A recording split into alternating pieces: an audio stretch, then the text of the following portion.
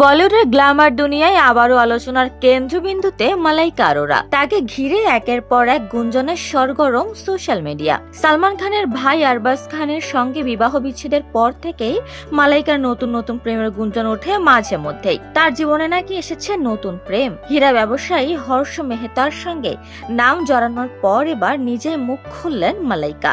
জানালেন কেমন পুরুষ তার পছন্দ এবং কেমন সম্পর্কের স্বপ্ন দেখেন তিনি। ভারতীয় এক গণমাধ্যমের সাক্ষাৎকারে মালাইকা বলেছিলেন, একটু রুক্ষ এবং ধারালো চেহারার পুরুষই পছন্দ তার। খুব পরিপাটি, ফর্সা, গোঁফদাড়ি কামানো পুরুষ একদমই তার পছন্দ নয়। পছন্দের পুরুষের কেমন গুণ থাকতে হবে তাও জানিয়েছিলেন। তিনি বলেন, সে যেন প্রকাশ্যে সাহসের সঙ্গে ফ্লার্ট করতে সক্ষম হয়। তিনি এটাও জানিয়েছিলেন তার এমন কাউকে পছন্দ যে ভালো চুমু খেতে পারে। মালাইকা আরো বলেন, পুরুষের থাকবে শক্ত চোয়াল এবং তিনি হবেন স্পষ্টবাদী। সেই সাক্ষাৎকারে দ্বিতীয় বিয়ে নিয়েও মালাইকাকে প্রশ্ন করা হয়েছিল। সেখানে তিনি বলেছিলেন তিনি খুবই রোমান্টিক মানুষ, তিনি ভালোবাসায় বিশ্বাস করেন, তাই আগামীতে বিয়ে করবেন না এমনটা কখনোই বলা যায় না।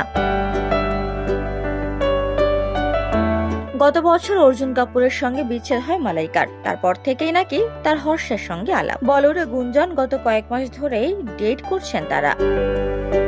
উপমা রায়, সোনালী নিউজ, ঢাকা।